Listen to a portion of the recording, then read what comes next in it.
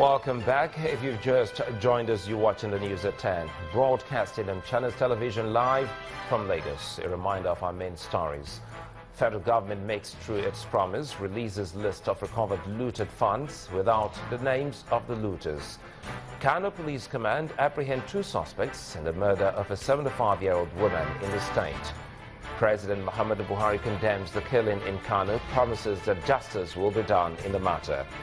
And tributes pouring from across the world for 3-time world heavyweight boxing champion Muhammad Ali, who died at 74.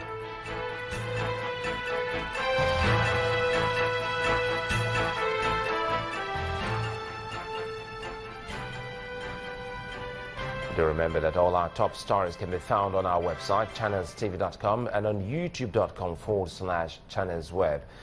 Do visit m.channelstv.com to view us live on your mobile device. You can also download the Channels TV app for Android, iOS and Windows phones from their respective stores.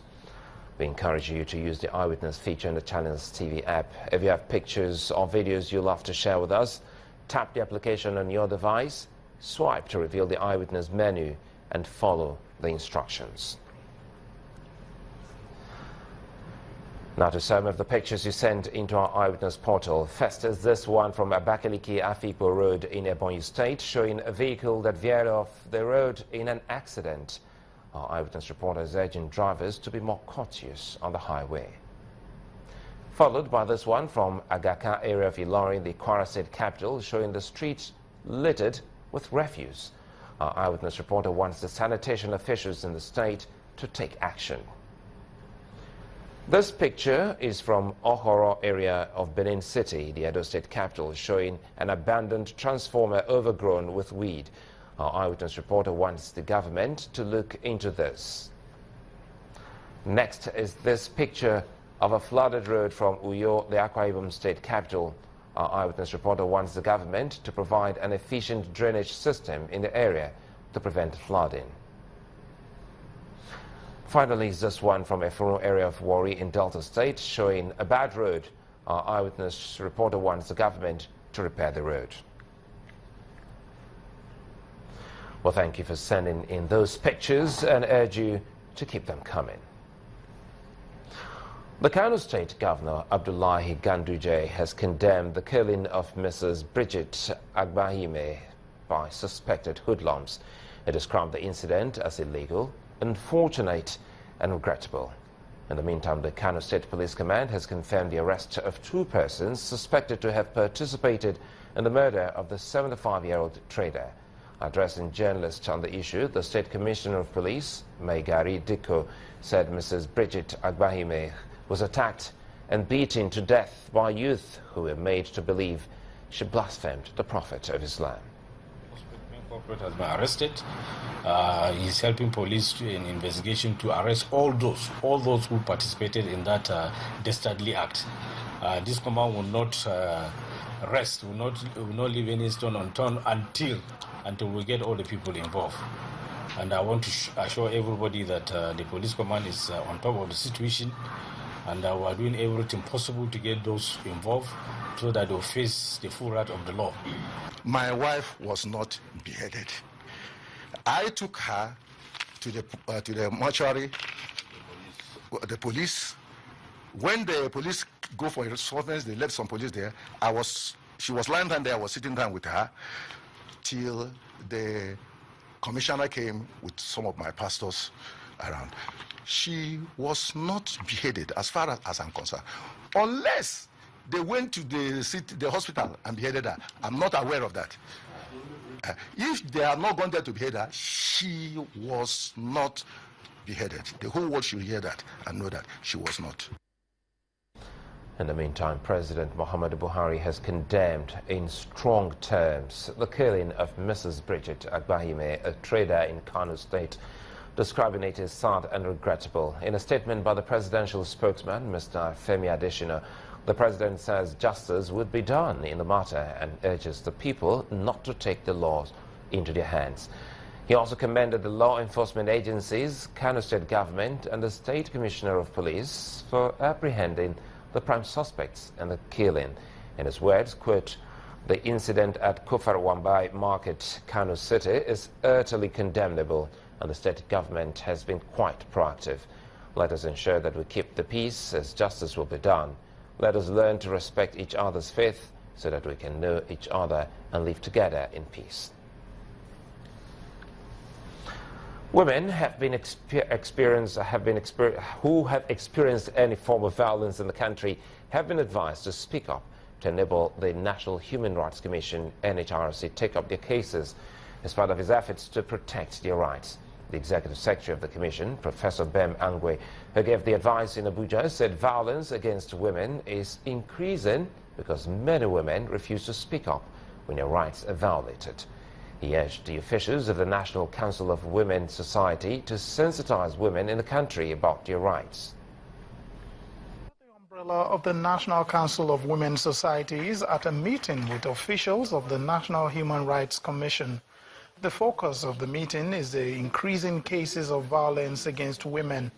The Executive Secretary of the National Human Rights Commission assures the women of the Commission's preparedness to uphold the rights of women. There is no policy of state for the discrimination against women in this country. And whereas the Constitution of the Federal Republic of Nigeria prohibits any form of discrimination by reason of sex, race, religion, or whatever,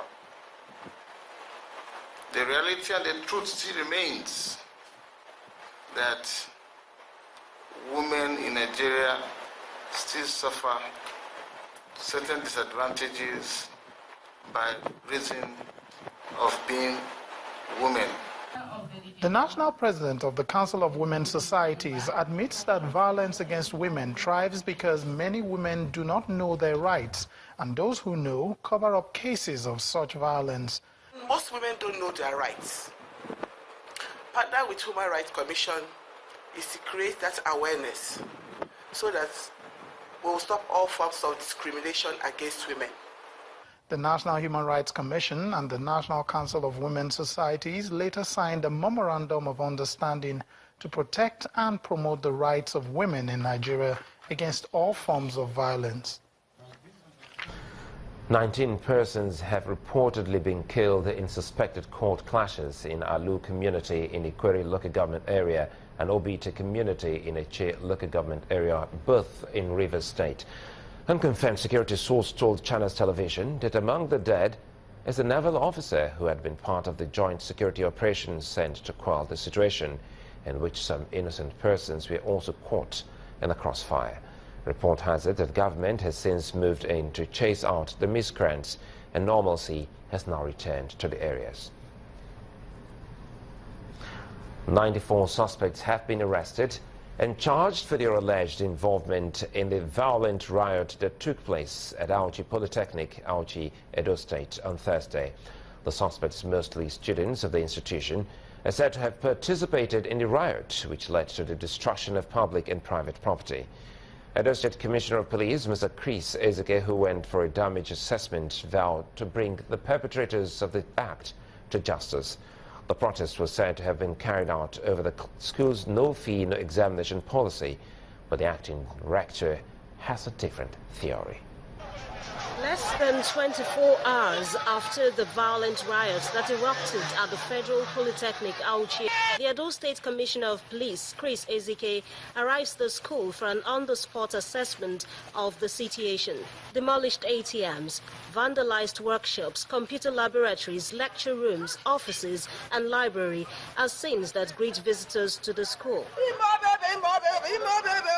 Over 160 vehicles were also damaged, with staff and owners still groaning with pain from the huge loss. They destroy my car, they destroy my wife. This is the paper they put fire on my wife's car yesterday here. After assessing the situation, the Commissioner of Police vows to bring perpetrators of the act to justice, while the acting rector plans to set up a commission of inquiry to unravel details about the incident. 106 people are already arrested, and I can assure you that there will be consequences for indiscretion. When you make up your mind to commit criminal acts, we will also make up our mind to deal with you as a criminal. As I speak to you, the 106 of them will be arraigned before the court. The issue is beyond the issue of non-school payment, non-school fees payment, the non-registration, and the issue of exams. You are very much aware of the publication of the sexual harassment on campus, which was published in the Punch. And, of course, an administrative panel of inquiry was set up by the management of Auchi Polytechnic Auchi to look into that issue. And people, the perpetrators of the evil acts within the system, must have or may have been involved. These 94 suspects were arrested in connection with the riots and charged. If you are students, as you claim to be, you ought to have known the position of this country as of now. Nigeria is passing through an economic phase. There is debt of infrastructure. Government is trying to raise money to be able to provide buildings, provide computer, provide vehicles to enable you go to school. And you woke up one morning, all you needed to do was destroy available infrastructure.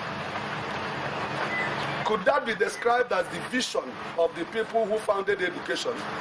It cannot be. While the arrested suspects face legal charges, the police intends to work closely with the management of the institution in order to avoid a recurrence of any incident of this nature. Leaving the students of Auchi Polytechnic to students and workers, this time at the Obafemi Awolowo University in Ile-Ife, Osun State. They're calling on the federal government to set up an investigative panel into what they call the corrupt activities of the outgoing Vice-Chancellor of the institution, Professor Bamitale Omole, to show their grievances against Professor Omole. The workers, comprising members of the Senior Staff Association of Nigerian Universities and the non-academic staff unions and students, attempted to stall the book launch organized in his honor. It's less than 3 weeks to the expiration of the tenure of the Vice-Chancellor of Obafemi Awolowo University, Ile-Ife, Professor Bamitale Omole, and a book launch has been organized in his honor. But these group of people, comprising of members of the Senior Staff Association of Nigerian Universities, the Non-Academic Staff Union and National Association of Academic Technologists, as well as students, are gathered here in front of the school's bookshop in protest aimed at stalling the book launch. Speaking to newsmen, leaders of the union say they're here to register their grievances against the mismanagement of the institution's resources and an alleged planning position of a new vice-chancellor. What we want precisely from government is set up an investigative panel to come and investigate what is going on in Obafemi Awolowo University. Let them interact with all stakeholders. There are a lot of corruption in this system. The students also have a point to make. They say the living condition of the halls of residents is deplorable and requires urgent attention. How do you expect 37,500 students to manage 9,500 best spaces? And the Ife town, all apologies to the Ife indigenous, is not safe for students. We've seen that in recent times. So we believe that if the students are going to get anything good from this struggle, it is the fact that the Battalion admission was probed, prosecuted, and those funds that were given to them must be recovered. However, the institution's public relations officer, Abiodun Olarinwaju, advises everyone with tangible evidence on allegations leveled against the outgoing Vice-Chancellor to channel it through the appropriate quarters. If you level a corruption allegation against somebody, there are ways and procedures of doing this. And that is why we have EFCC and ICPC. There are federal government organs that are saddled to the responsibilities of investigating corruption. If anybody feels that Bamitale Omole has embezzled one certain amount or the other, the person is free to write to the concerned agencies to do proper investigation. In the meantime, the unions have vowed to continue the protest until the 23rd of this month, when Professor Bantele Omole is expected to officially vacate his office as the Vice Chancellor of Obafemi Awolowo University. When the News at 10 returns, the latest from the world of business. Join us again.